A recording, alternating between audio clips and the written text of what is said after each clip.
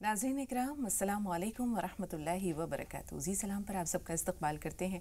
हाज़िर खिदमत है आपका महबूब प्रोग्राम राह नजात लेकर। मैं आपकी मेज़बान शगुफ्ता यास्मीन इस स्टूडियो प्रोग्राम की रौनक को दुबाला कर रहे हैं मशहूर मारूफ आलिम दीन मुमताज़ इस्लामी स्कॉलर जनाब मौलाना महमूद अहमद साहब।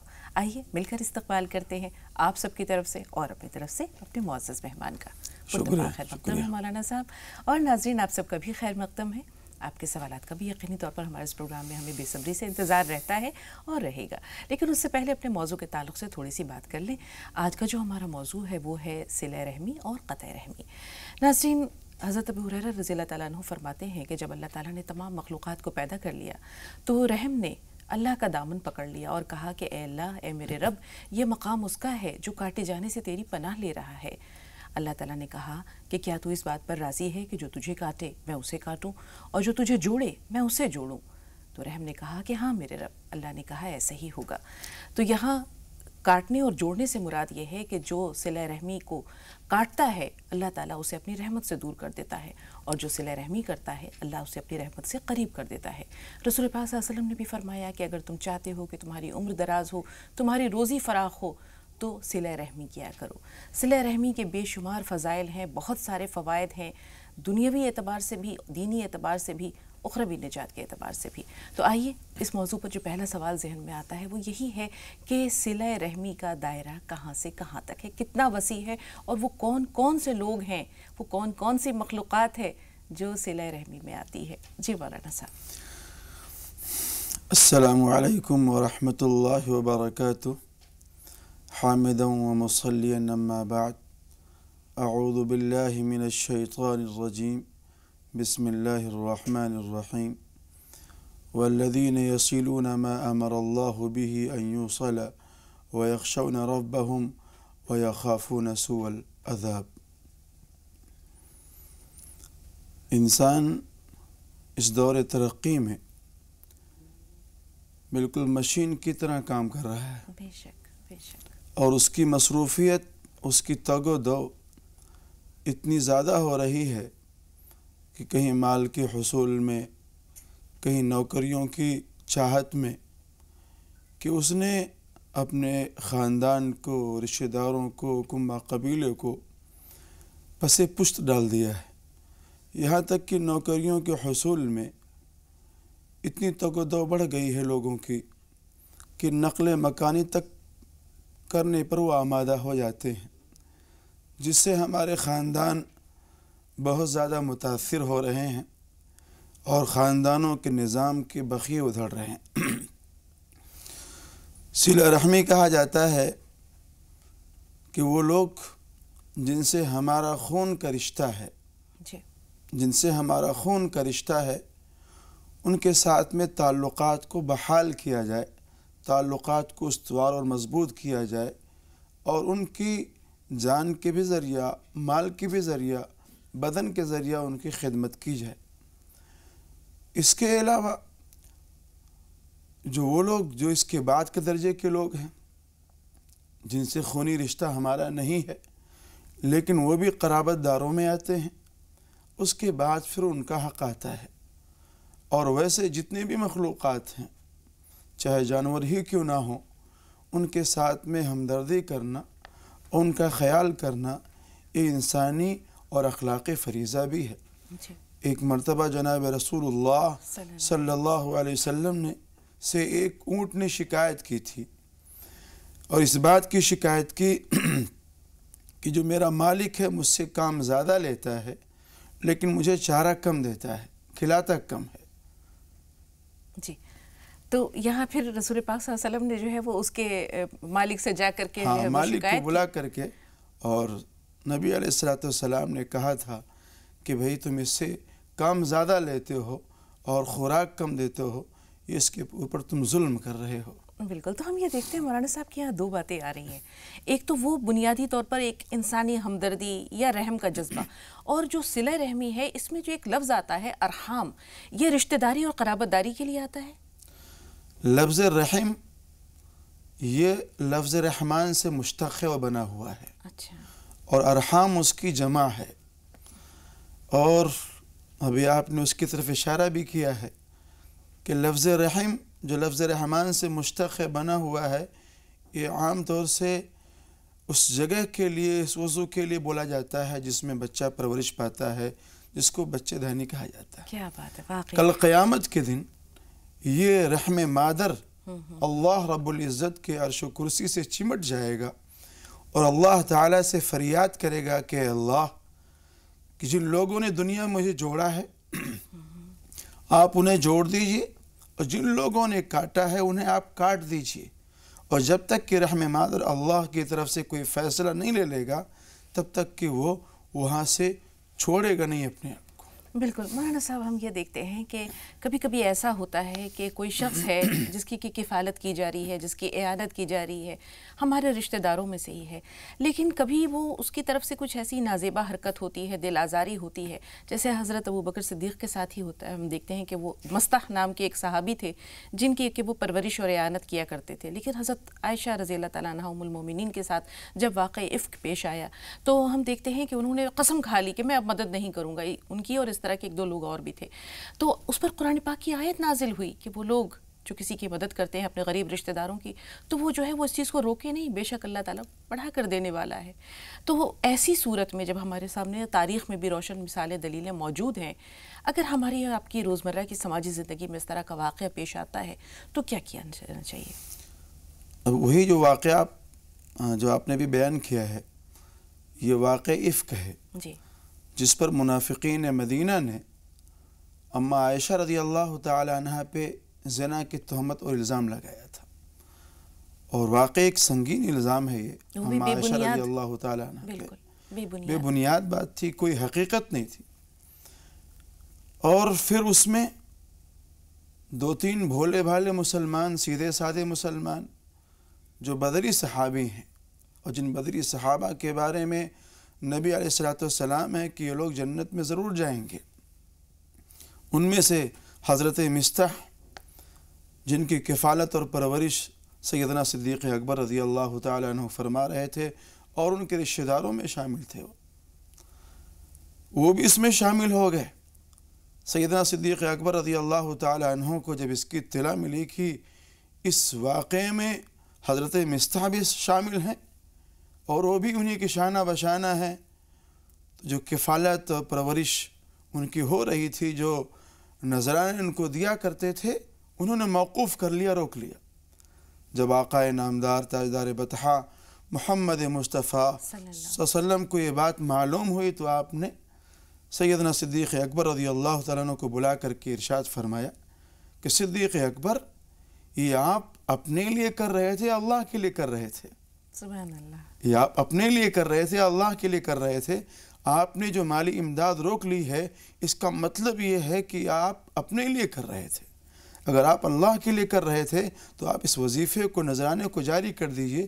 چنانچہ انہوں نے اللہ کے رسول کے حکم کے بموجب انہوں نے پھر نذرانے کو جاری کر دیا تھا۔ بالکل ہم لوگوں کے لیے یہاں ایک نمونہ ملتا ہے، اور ہمارے لیے اور تمام لوگوں کے لیے آئیڈیل ہے کہ اگر ہمارے زندگی میں اس طرح کے واقعات آئیں، اور آتے ہی رہتے ہیں، تو صبر و ضبط سے کام لے کر کے عفو و درگزر کا معاملہ کیا جائے، اور جو معاملات پہلے سے تھے اس معاملات کو باقی رکھنے کی کوشش کی جائے۔ کچھ سوالات ہیں میرے ذہن میں، 3 بہت اہم سوال ہیں۔ پہلی بات تو یہ ہے کہ رسول پاک صلی اللہ علیہ وسلم نے فرمایا کہ جو شخص قطع رحمی کرتا ہے وہ جنت میں نہیں جائے گا، جنت کی خوشبو بھی نہیں پائے گا۔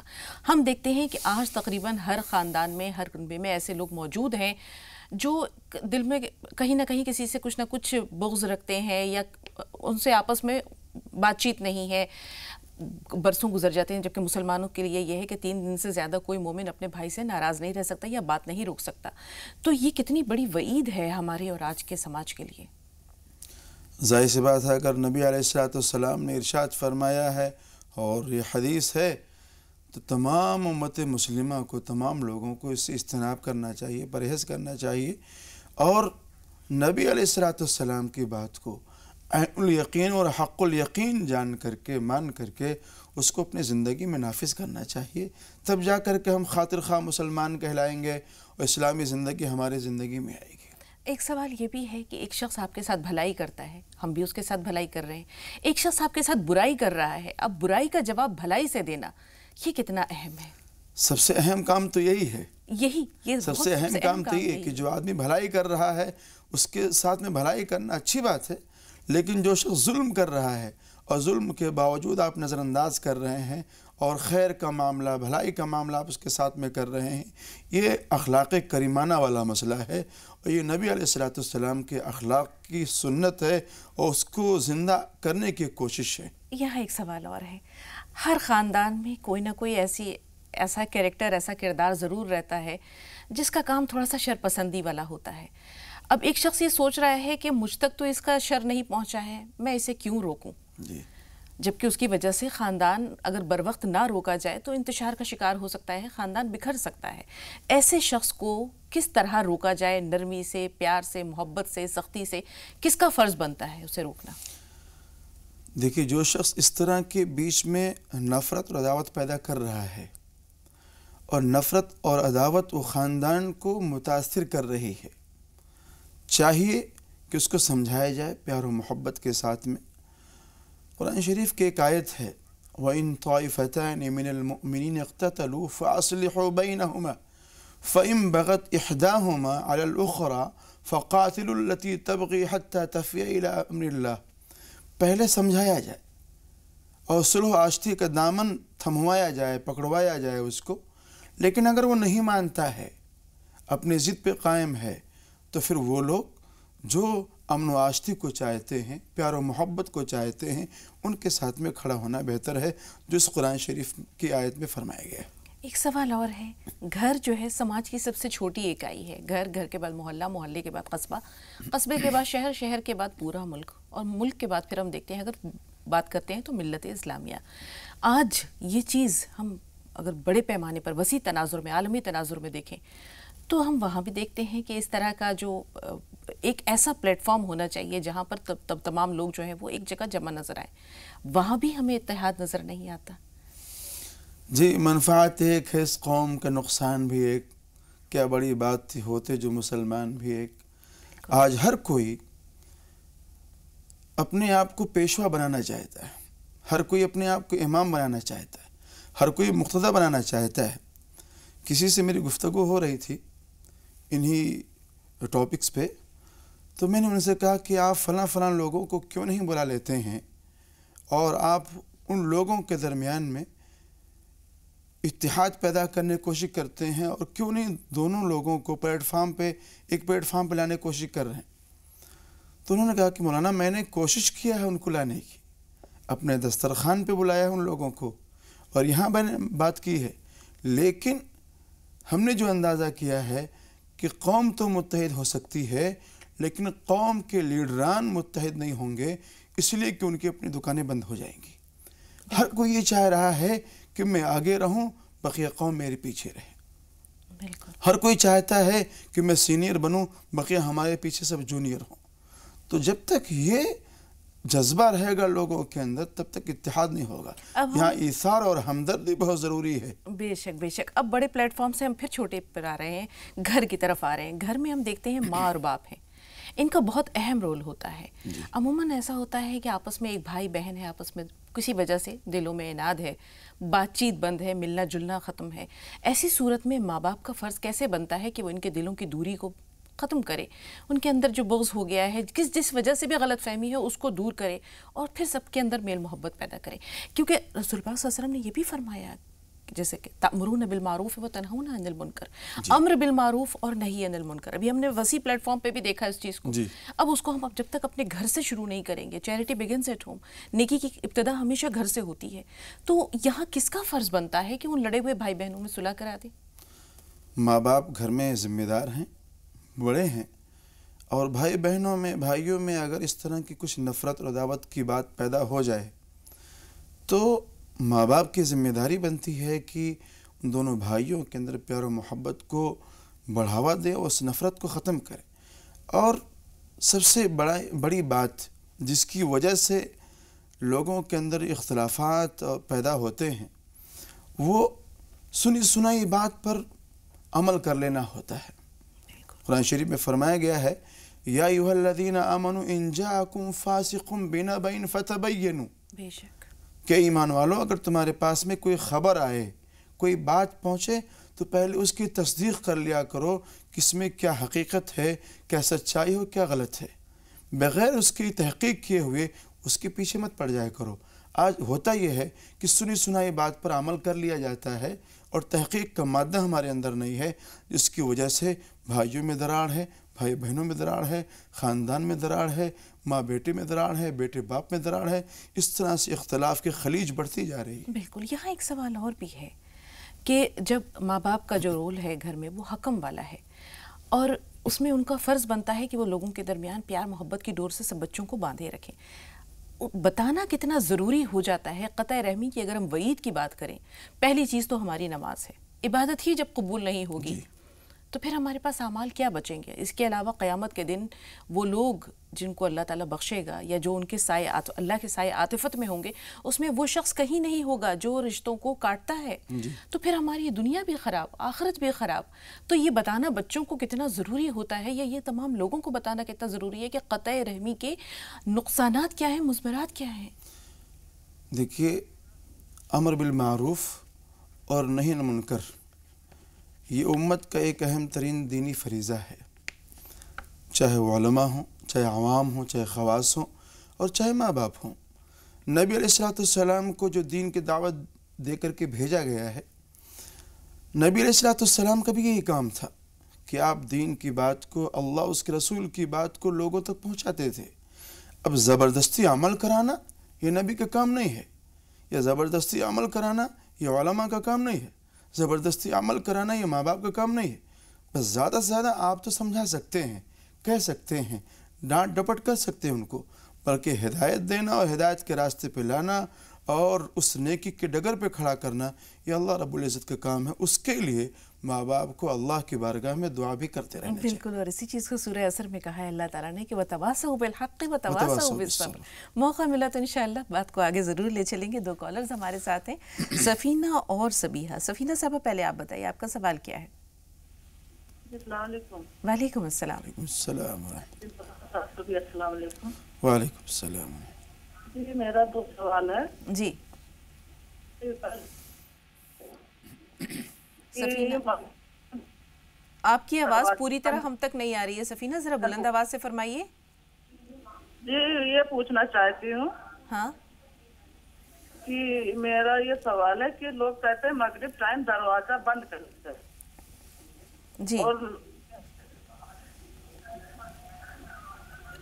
سفینہ ٹی وی کی آواز۔ سوال یہ ہے جی کہ شوہر انتقال ہو جائے تو عورتوں کو یہ ہے کہ جیسے شوہر انتقال ہو جاتے تو عدت کیوں پورا کرتے ہیں، بات مطلب نکلنا کیوں نہیں پسند ہے عورتوں کو؟ ٹھیک ہے سبیحہ صاحب آپ بتائیے۔ یہ سوال بتا دیجیے۔ ٹھیک ہے، تھوڑا سا انتظار۔ سبیحہ صاحب آپ بتائیے سوال کیا ہے؟ السلام علیکم۔ وعلیکم السلام۔ جی بہن۔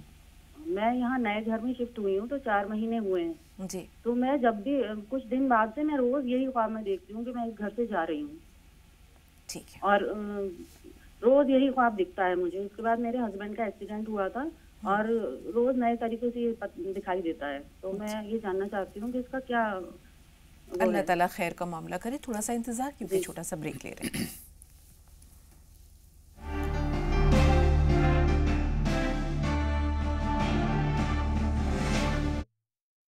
ناظرین، وقفے کے بعد ایک بار پھر آپ سب کا استقبال ہے۔ سفینہ صاحبہ کا سوال کہ مغرب کے وقت دروازہ بند کرنا اور فجر کے وقت کھولنا کیوں کہا جاتا ہے ایسا؟ دیکھیے، بہت ساری چیزیں ایسی ہیں جو اغلاط العوام میں سے ہیں۔ ہم نے بھی سنا تھا پہلے کہ بھی شام کے وقت میں جھاڑو لگانا اچھا نہیں ہوتا، یا ایسے پھونک کر کے چراغ کو بجھانا اچھا نہیں ہوتا۔ یہ ساری چیزیں اغلاط العوام میں سے ہیں، اس کی شرعی اعتبار سے کوئی حقیقت نہیں ہے۔ بہت شکریہ۔ اس کے علاوہ عدت کیوں ضروری ہے یہ جاننا چاہ رہی ہوں بہن۔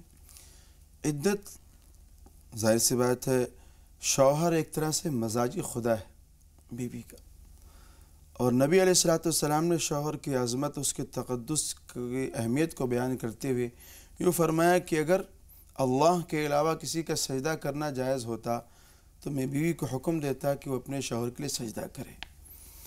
تو اس کا مزاجی خدا اس سے بچھڑا ہے، اس سے سوگ کے اظہار کے لیے یہ عدت لازم قرار دیا گیا ہے۔ دوسری وجہ اس کی یہ بھی ہے کہ جو عدت ہے اس عدت کے اندر یہ بات بھی ظاہر ہو جائے کہ یہ اپنے سابق شوہر سے حمل سے تھی یا نہیں تھی، تاکہ آئندہ اگر وہ نکاح کرتی ہے تو حمل کے اندر اختلاط نہ پیدا ہو جائے، تلبس نہ پیدا ہو جائے کہ آیا یہ حمل سابق شوہر سے تھا یا موجودہ شوہر سے۔ جی بہت بہت شکریہ۔ عارف النساء جی آپ کا سوال کیا ہے؟ یہ بچی بہت پریشان کر رہی ہے، 18 سال کی ہے۔ کیوں پریشان کر رہی ہے؟ لسٹ کے وہ بتائے کچھ بھی ہو رہا نہیں بچی کا۔ نہیں یہ بتائیے پریشان کیوں کر رہی ہے، کس بات پہ پریشان کر؟ گھر میں بہت ستاتی، کیا تو بولتے ہی اس کا کام نہیں کرے تو پورا پھوڑ کو دیتی ہے، بہت غصہ کرتی ہے۔ ایسا کیوں ہو رہا ہے، کب سے ہو رہا ہے؟ 1-1.5 مہینے سے۔ اس کے آگے ایک سائیکلسٹ کے پاس گولیاں کھا رہی تھی، میرے کیا مینٹل ہو گیا، کیا حساب ایسا کر کے اب نہیں کھا رہی ہے، مہینے سے بہت پریشان کر رہی ہے ہمارے کو۔ میرے بھائی کی بیٹی ہے، 18 سال عمر ہے۔ جی ایک کالر اور ہیں شانو، ان کا سوال بھی لے لیں، اپنا سوال بتائیے۔ السلام علیکم۔ وعلیکم السلام۔ جی بھائی السلام ورحمۃ اللہ۔ میرا یہ سوال ہے کہ میرے کو یہ 3-4 مہینے سے کچھ خیالات آتے ہیں، جیسے کہ ڈر سا لگتا ہے، تو لگتا ہے کہ میں مر جاؤں گا، میرے کو ایسے خیالات آتے ہیں کہ میرے ڈر سے مر گیا تھا۔ نماز پڑھنے میں جاتا ہوں تو مطلب ایسا لگتا ہے کہ نماز میں گر جاؤں گا، کہ بچوں کا کیا ہوگا، بیوی کا کیا ہوگا، بار بار ایسے خیالات ایسے آتے ہیں دل کے اندر کہ ایسا لگتا ہے جیسے کہ ہر جگہ مطلب۔ اور یہ 3-4 مہینے ہو گئے مجھے یہ کرتے ہیں، روزانہ روز صبح اٹھتا ہوں اچھا خیال ہوتا ہے، لیکن پھر اس کے بعد نا سارا دن ایسے نکل جاتا ہے کہ میرے کو نا بہت شکریہ، بہت شکریہ بھائی، آپ نے تفصیل سے اپنی پوری کیفیت بتائی، اب حل کی جانب بڑھتے ہیں۔ جی مولانا صاحب کیا کریں؟ یہ نماز کی جو پابندی کر رہے ہیں، نماز کی پابندی تو جاری رکھیں یہ، اور وسوسے عموماً پیشاب کی چھینٹوں کی بنیاد پر زیادہ آتے ہیں، اگر ایسا کچھ ہے تو اس سے احتیاط برتیں۔ تیسری چیز، اپنے ساتھ میں ایک وظیفہ ضروری قرار دے دیں، یا حفیظ ہو 41 مرتبہ روزانہ پڑھ لیا کریں۔ جی بہت بہت شکریہ۔ عارف النساء صاحبہ کا بچی 18 سال کی ہے، اور جیسے انہوں نے بتایا کہ وہ بہت پریشان کرے، اگر اس کو کوئی کام نہ کرے تو وہ توڑ پھوڑ مچا دیتی ہے، سائیکیٹرسٹ کو بھی دکھایا، اب کیا کیا جائے، کوئی دعا بتا دیں؟ ان کے لیے تو الحمد شریف پڑھ کر کے 101 بار پانی میں دم کر کے ان کو پلائیں، اور کسی اچھے عامل کو یا عالم کو دکھا لیں، ان سے دم وغیرہ کرا لیں، ہو سکتا ہے کہ کچھ اوپری اثر ہو ان کے اوپر۔ جی بہت شکریہ۔ اب سوال جو ہے ان کا سبیحہ صاحبہ کا، یہ آخری سوال ہے ہمارے پاس، لیکن اس سے پہلے زینت صاحبہ سے بات کر رہے ہیں۔ جی بتائیے بہن، سوال کیا ہے؟ زینت صاحبہ ہمیں سن پا رہی ہیں؟ ہاں سن پا رہی۔ جی بتائیے سوال کیا ہے؟ وعلیکم السلام۔ وعلیکم السلام ورحمۃ اللہ۔ آپا ہاں ہیلو جی ٹی وی کی آواز کم کر دیں زینت، بالکل میوٹ کر دیں، آپ کا سوال سن رہے ہیں۔ جی سوال یہ ہے کہ بھائی میرا ہے نا، بڑا بھائی، ہاں وہ سعودی میں رہتا ہے۔ جی ہاں، پھر سعودی عرب میں رہتے ہیں؟ ہاں سعودی عرب میں رہتا ہے، وہ میرا بڑا بھائی ہے۔ وہ نا جب تک میں ہم لوگ گھر میں پیسہ نہیں تھا نا، تب تک وہی ہم لوگ کا تھے ایک آدمی، میرا بھائی بہت مشکل سے پڑھ لکھ کر بڑا ہوا تھی، پڑھ لکھ کر نکلا ہے، انجینئر کیا ہے جی، وہ پڑھ کے انجینئر بن گیا، کیسے بہت تکلیف اٹھا کر بن گیا، الگ فضل کرم سے۔ مگر ابھی جب نوکری کے لیے نکلا ہے نا، تو جہاں گئے ہیں نا، سعودی گئے ہیں نا، تو وہاں کا کیا ہے نا کہ وہاں کا ایسی بدل گیا ہے، وہاں تھا نا کہ 40 سال بیٹھی دینے کے لیے بونس۔ مولانا صاحب انہوں نے آخر میں جو بات کہی وہ میرے سمجھ میں نہیں آئی۔ انجم آرا صاحبہ سے تو ہم ضرور بات کریں گے، لیکن یہ بتائیے زینت صاحبہ آپ نے آخر میں کیا کہا؟ جب 4 سال سے وہ سعودی عرب میں ہیں تو انہیں کیا حالات ہیں وہاں؟ نا سعودی عرب میں ہے نا بھائی، وہاں پر ہے، میں جہاں کام کر رہے ہیں نا، جی وہاں جو کمپنی میں کام کرتا ہے نا، تو جہاں گیا ہے جب سے نا، تب تو کمپنی میں نا الاؤ ہے کہ پیسے نہیں دے گا، پینسل ایسے نہیں دے گا۔ یہ کیا کہہ رہی ہیں؟ آخری بات سمجھ میں نہیں آ رہی ہے، وہ پیسے نہیں مل رہے۔ ٹھیک ہے، تھوڑا سا انتظار۔ ٹھیک ہے انجم آرا صاحبہ آپ بتائیے کیا سوال ہے آپ کا؟ ہلو جی انجم صاحبہ۔ ہاں بات یہ ہے کہ میرے پڑوسی ہم کو بہت پریشان کرتے ہیں، کوڑا ڈالتے ہیں میرے اوپر، پھینکتے ہیں، ہم بہت صبر کرتے ہیں، لیکن اب آپ کوئی دعا بتا دیجیے اس کے لیے۔ یہ جو پریشانی کا جس کا ذکر کر رہی ہیں، یہ پریشان آپ کو کون کر رہا ہے؟ پڑوسی؟ میرے پڑوسی ہمارے پڑوسی ہم کو بہت ٹھیک. پڑوسی اگر ستائیں تو کیا کیا جائے؟ پڑوسی اگر ستا رہا ہے تو اس پہ صبر کریں. پڑوسی کے بہت زیادہ حقوق بیان کیے گئے ہیں، اور خود نبی علیہ الصلوۃ والسلام پر بھی کوڑے ڈالے جا رہے تھے. بالکل. آپ علیہ الصلوۃ والسلام نے دعائیں دی ہیں ان کوڑے ڈالنے والوں کو.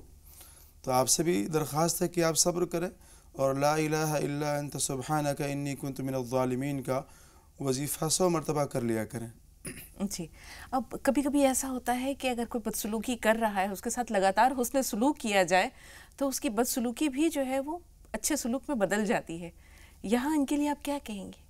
کس طرح ہی اپنے حسن سلوک کا اظہار کریں کہ وہ تنگ کرنا چھوڑ دیں؟ ایک بات تو یہ بھی ہے کہ بھئی ان سے پیار و محبت سے سمجھا دیں، یعنی نیکی کی روش، یعنی محبت کی روش نہ ترک کریں. یہ کہنا پیار و محبت سے ان کو سمجھا دیں. اور کبھی کبھی ہوتا ہے کہ بھئی اگر آپ کچھ کہو گے اس سے تو لڑنے کے موڈ میں ہو جائے گا. جی. اور جس طرح کے واقعہ آپ بیان کر رہی ہیں، خود میرے ساتھ میں بھی اس طرح کا واقعہ پیش آتا ہے. ہمارا جو پڑوسی ہے جی، وہ جب جھاڑو لگاتا ہے تو جھاڑو لگا کر کے وہ ہمارے گیٹ پہ لا کے چھوڑ دیتا ہے. وہ حالانکہ ہم دیکھ رہے ہوتے ہیں لیکن نظر انداز کرتے ہیں چلو یہ اس کا عمل ہے، اللہ اس کو ہدایت دے. جی.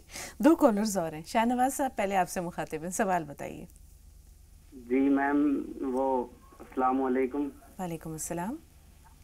جی مجھے رائٹ کڈنی میں پتھری ہے میم، اس کی کچھ علاج جاننا چاہتا ہوں. اللہ تعالیٰ آپ کو شفا دے. تھوڑا سا انتظار. فردوس آپ بتائیے آپ کا سوال کیا ہے؟ جی ہاں، میرے شوہر، السلام علیکم. وعلیکم السلام. میرا بہت سارا جھگڑا ہوا ہے جس کی وجہ سے آپ طلاق تک بات پہنچی ہے، اور میں نہیں چاہتی کہ ہمارا طلاق ہو. میرے 2 بچے بھی ہیں. فردوس یہ بتائیے آپ کا جھگڑا اگر آپ مناسب سمجھیں تو بتائیں کہ کس بات پہ ہوا ہے اور طلاق کی نوبت کیوں پہنچی ہے؟ آپ کے گھر والے یا شوہر کے گھر والے اس درمیان مداخلت نہیں کر رہے، بات کو سنوارنے کی کوشش نہیں کر رہے؟ نہیں، وہ بھی چاہتے ہیں کہ میرا طلاق ہو جائے. کیوں چاہتے ہیں جب آپ کے 2 بچے ہیں؟ یقینی طور پر دادا دادی نانا نانی یہ نہیں چاہیں گے کہ آپ کا طلاق ہو جائے. میری ساری ہے، سب سے بس ایسے ہی جھگڑے چل رہے ہیں. سب سے کبھی ایسے ہی میرے ماں باپ بھی سلجھا کر بھیج رہے تھے. اب بات یہاں تک پہنچ گئی ہے، میرے شوہر راضی ہونے کے لیے تیار ہی نہیں ہے. بہت ناراض ہو گئے میرے سے. اس جھگڑے کو یا ان باتوں کو کتنا عرصہ بیت گیا؟ بچے کتنے بڑے ہیں آپ کے؟ ایک لڑکا ہے جو 10 سال کا ہے اور لڑکی ہے جو 6 سال کی ہے. آپ کے اور خاندان میں، سسرال میں کوئی ایسے شخص جو اس بات کو سنبھال سکیں، طلاق کی نوبت نہ آئے؟ کبھی میں کوشش کر دی ہے، بس اب سب کچھ میرے شوہر کے اوپر ہے اور باقی سب اللہ کے اوپر ہی ہے. یہ سمجھ میں نہیں آ رہا کہ میں کیا کروں. صبر کا دامن نہ چھوڑیں اور اللہ سے لو لگائے رکھیں. چھوٹا سا بریک لے رہے ہیں اور آپ کے سوال کو خاص طور پر جو ہے انشاءاللہ وقت دیں گے. کاغذ اور قلم اپنے پاس ضرور رکھیے گا.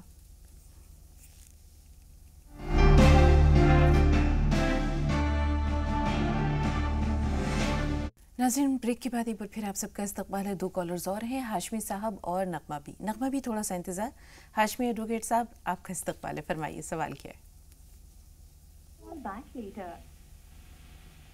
ایسا لگتا ہے رابطہ نہیں رہا. نغمہ صاحبہ، اگر آپ فون لائن پہ موجود ہیں تو سوال بتائیے. قرضہ لے لیتے ہیں ہاں تو وہ شوہر انکار کرتے ہیں تو بیوی کہاں سے دیں گے؟ بہن ذرا سوال دہرائیے. شوہر نے قرض کس سے قرض لیا ہے؟ کسی سے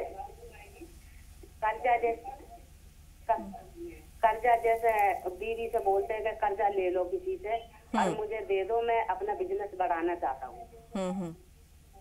ٹھیک ہے، سوال آ گیا ہم تک. جی مولانا صاحب، بیوی سے قرض لے لیا، یعنی کہ بیوی کے ذریعے کسی سے قرض لیا. اب اگر شوہر مکر جائے کہ میں قرض نہیں دے سکتا یا میرے پاس پیسے نہیں ہیں، تو بیوی جس نے قرض لیا ہے وہ کیا منہ دکھائے گی اور وہ قرض کہاں سے ادا کرے گی؟ اولاً تو انہیں ایسا کرنا نہیں چاہیے. اور اگر اخلاقاً اس بیوی نے اپنے اثر و رسوخ سے، اپنے رشتہ داریوں سے پیسے لے کر کے شوہر کو دے دیا کاروبار بڑھانے کے لیے، تو یہ تو بہت ہی بد اخلاقی کی بات ہے کہ شوہر اس سے مکر جائے اور نہ دے. جبکہ اس کو پتہ ہے کہ میری بیوی ہمارے ساتھ میں ہمدردی کر رہی ہے اور ہمدردی کے پیش نظر اس نے یہ کام کیا ہے، اور پھر آپ देने के वक्त में आप मुकर जाएं तो बहुत बदअखलाक़ी की बात है। जी, अब एक बहुत अहम सवाल है और इस सवाल को हम थोड़ा सा टाइम देंगे। फिरदौस साहिबा ने बताया 8 और 10 साल की उनके बच्चों की उम्रें हैं, किसी बात पर मियाँ बीवी के दरमियान झगड़ा या गलतफहमी या नाराज़गी इतना तूल पकड़ चुकी है कि अब मामला तलाक तक है। एक इससे ही मिलता जुलता सवाल भी है। बहन अपना नाम बताएं। साइमा साहिबा फोन लाइन में मौजूद हैं। जी जी, अस्सलाम वालेकुम आपका। वालेकुम अस्सलाम। जी फरमाइए, आपका सवाल क्या है? जी मेरा सवाल 3 है। मेरी शादी हो चुकी है। जी मेरी शादी हो चुकी है। जो मेरे शौहर ही मुझे बहुत परेशान करते हैं, मेरे परिवार वाले भी बहुत तकलीफ करते हैं मेरे साथ। हाँ। अब मेरे घर वाले मुझे ले जाना नहीं चाहते हैं। जी। और मेरे मम्मी पापा जो हैं वो मुझे भेजना भी चाहते हैं, मैं भी जाना चाहती हूँ। और मेरे शौहर जो हैं वो अपने भाई के कहने पर चलते हैं। मेरे जो वो हैं सास ससुर, उनका इंतकाल हो चुका है, इसलिए वो लोग मेरे शौहर जो है अपने भाई के सुनते हैं और अपने भाई के कहने पर ही रहते हैं। किस वजह से आपको आपके मायके में रख दिया है उन्होंने? किस वजह से मायके में छोड़ दिया है? जी मैं अपने मायके आई थी। हाँ। और वहाँ से मेरे शौहर को मेरे ननद लोग वहाँ से भेजे कि तुम्हारी बीबी ये बोलती है मुझे गलत। ठीक है, यानी वो आपको ले जाना नहीं चाह रहे? नहीं, मेरे शौहर ले जाना चाहते हैं जी। पर मेरे घर वाले जो हैं उनके भाई वो वहाँ पे नहीं लाना चाहते हैं। ठीक है, ऐसे जो खुदाई फौजदार हैं उनके लिए क्या किया जाए मौलाना साहब? जैसे मसला साइमा का सवाल तो हम तक अभी पहुंचा है, फिरदौस का सवाल, वहाँ मामला ज़्यादा संगीन इस तरह हो रहा है कि तलाक तक नौबत आ गई, शौहर कुछ भी सुनने को तैयार नहीं है। अब ऐसी सूरत में खसारा सबसे ज़्यादा ये इन दोनों और इनके बच्चों का है। सास ससुर का कुछ नहीं जाएगा, ऐसे लगाई बुझाई करने वाले या इस तरह की बातें करने वाले, इनका कुछ नहीं जाता, ये सिर्फ खामोश तमाशाई होते हैं। क्या किया जाए कि अल्लाह ताला फिरदौस की ज़िंदगी में सुकून दे? इस तरह के मामलात ये समाज के लिए एक रिश्ता हुआ नासूर है। बिल्कुल, दोनों ही मामलात करीब करीब हैं जी। लेकिन अभी जो बाद में सवाल आया है ये सवाल अपने अहमियत के एतबार से कुछ कम है जी। और पहले वाला सवाल जो था वो ज़्यादा ही संगीन है जी। यहाँ तो बात यह है कि कम से कम शौहर ले जाने को तैयार है जी। भाई बंद वगैरह वो मना कर रहे हैं कि मत लेकर के आओ। भाई शादी उस शौहर से हुई है ना कि शौहर के भाइयों से हुई है। बिल्कुल। मियाँ बीवी का रिश्ता बहुत ही अहम रिश्ता है, बहुत अटूट रिश्ता है। उसमें यहाँ तक कि माँ बाप को भी इन्वॉल्व होकर के उस रिश्ते को ख़राब करने की गुंजाइश नहीं है, बल्कि उस प्यार और मोहब्बत को बढ़ावा देना चाहिए, ना कि उसके अंदर कीड़े मकोड़े बन करके उस रिश्ते को ख़राब करना चाहिए। यहाँ तो ये होता है कुछ दिन के बाद तेरी बीवी की शक्ल अच्छी नहीं लग रही है, तुम्हारी बीवी के कामों में 100 ऐब हैं, तो ये चीज़ें पहले क्यों नहीं देखी थी? इस तरह का एक वाक़या आया हमारे सामने कि मियाँ बीवी बहुत ही चैन से, सुकून से, आराम से रह रहे हैं, बहुत प्यार और मोहब्बत से रह रहे हैं, लेकिन शौहर का जो बाप है वो ये कहता है कि भाई ये बहू हमको अच्छी नहीं लग रही है। भाई वो बहू अच्छी नहीं लग रही है आपको तो आपके साथ में निकाह तो हुआ नहीं है, निकाह तो आपके बेटे के साथ में हुआ है, शौहर के साथ में हुआ, निभाना उसको है। और फिर मजबूर करके उस बाप ने अपने बेटे को तलाक दिलवा दिया और तलाक देने के बाद में वो शौहर फूट फूट कर रो रहा था कि मैंने क्या किया। बिल्कुल तीर कमान से निकल चुका। इस तरह से समाज में हरकतें हो रही हैं और मुआशरा बदनाम हो। तो यहाँ क्या किया जाए? जैसे फिरदौस के लिए भी कोई दुआ बताइए, साइमा के लिए भी कोई दुआ बताइए। इन दोनों के लिए एक अहम तरीन नुस्खा सूरह जुमा का है। अगर ये लोग कुरान शरीफ पढ़ लेती हैं तो कुरान शरीफ को जुमे की नमाज के बाद सूरह जुमा को 3 बार पढ़ें और 3 बार पढ़ने के बाद में बारगाह खुदाबंदी में अपने शौहर के हक़ के बारे में दुआ करें और मोहब्बत कायम रहे, बाकी रहे, उसके लिए दुआ करें। और एक वजीफ़ा कर लिया करें, या वदूद 1000 मरतबा पढ़ करके खाने वगैरह की जो चीज़ है उसमें दम कर दें और दम करने के बाद में मियाँ बीवी उस चीज़ को खा लें। बहुत शुक्रिया, उम्मीद है कि बहनों ने नोट कर लिया होगा। इसके अलावा जानिमाज़ को अपना ओढ़ना बिछौना बना लें, वहाँ पर फूट फूट कर रोएं, अल्लाह से मदद मांगें, क्योंकि जानिमाज़ ही वही जगह है कि जहाँ आप जितना जी चाहे रो लें, आपके को जो है आपके रोने को देखने वाले तमाशा नहीं बनाएंगे। अल्लाह से मदद तलब करें, वही मदद करने वाला है इंशाअल्लाह। फैज़ और सैयद नज़ीर, फैज़ भाई सवाल बताइए। السلام علیکم. وعلیکم السلام. جی میرا نام محمد سیف ہے اور میں کم سے کم 6-7 سالوں سے کام کر رہا ہوں باہر، مطلب دکانوں میں. کہیں بھی جاتا ہوں تو 6 مہینے ہی کام کر پاتا ہوں. 6 مہینے کے بعد کچھ نہ کچھ مطلب وہاں پہ جو کچھ نہ کچھ ریزن آتا ہے تو میں نکل جاتا ہوں وہاں سے. سمجھ میں نہیں آ رہا مجھے. اللہ تعالیٰ انشاءاللہ معاملہ سلجھائے گا، سازگار بنائے گا. تھوڑا سا انتظار. سید نذیر صاحب آپ بتائیے آپ کا سوال کیا ہے؟ السلام علیکم. وعلیکم السلام ورحمۃ اللہ وبرکاتہ. باقی وہ استخارہ کی کیفیت پوچھنا تھا مولانا سے. جی ٹھیک ہے. استخارے کا طریقہ اور دعا ٹھیک ہے ضرور بتائیں گے ایک چھوٹے سے بریک کے بعد.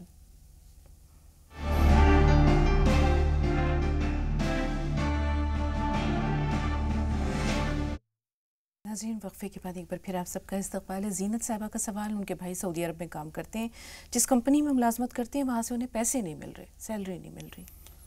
نماز وغیرہ کی پابندی کے ساتھ لا الہ الا انت سبحانک انی کنت من الظالمین کا 101 بار وظیفہ کر لیا کریں. جی انشاءاللہ. اب ایک سوال جو ہے وہ کڈنی میں سٹون ہے، رائٹ کڈنی میں سٹون ہے، اس کے لیے کوئی دعا بتائیں کہ اللہ تعالیٰ اس پریشانی سے نجات دلا دے.